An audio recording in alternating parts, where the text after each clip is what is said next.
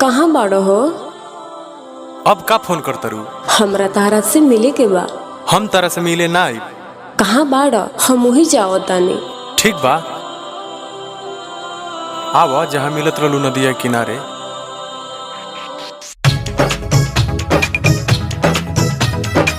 Music by गौरव रोशन।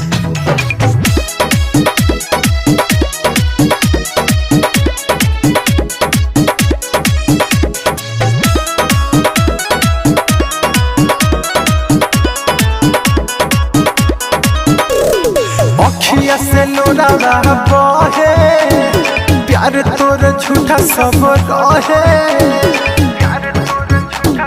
रे सुना।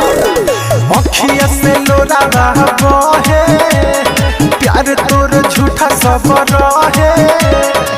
दिल दुखाइले बेवफा भइले, तेता बनइले दोसर के बलम।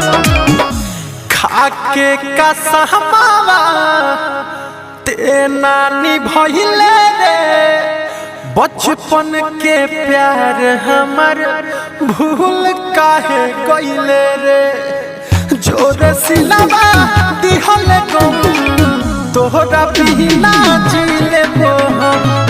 जोर सिलावा दिहल गम, तोहरा बिना जीले हम।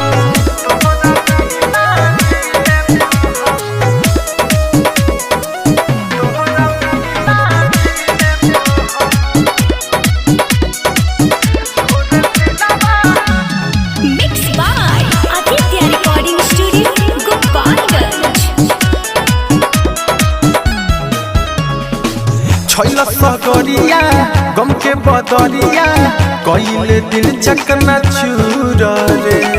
प्यार के रहे जवन बनल महलिया, छन में दिहले दूर रे। सुना छैला सगरिया गम के बदरिया, कइले दिल चकना चूर रे। प्यार के रहे जवन बनल महलिया, छन में दिहले दूर रे। मिलन बाटे जवन दरदिया, कहब नाही होई कम। जोर सिलावा दिहले गम, तोहरा बिना जीले हम। जोर सिलावा दिहले गम, तोहरा बिना जीले हम।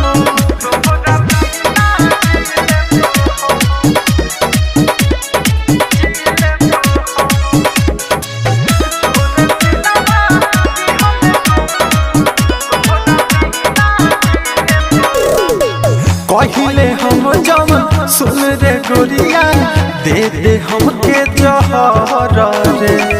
कके खत्म दे नाम हमर, चल गइले दोसरा के घर रे। कहिले हम जवन सुन रे गोरिया, दे दे हमके जहर रे।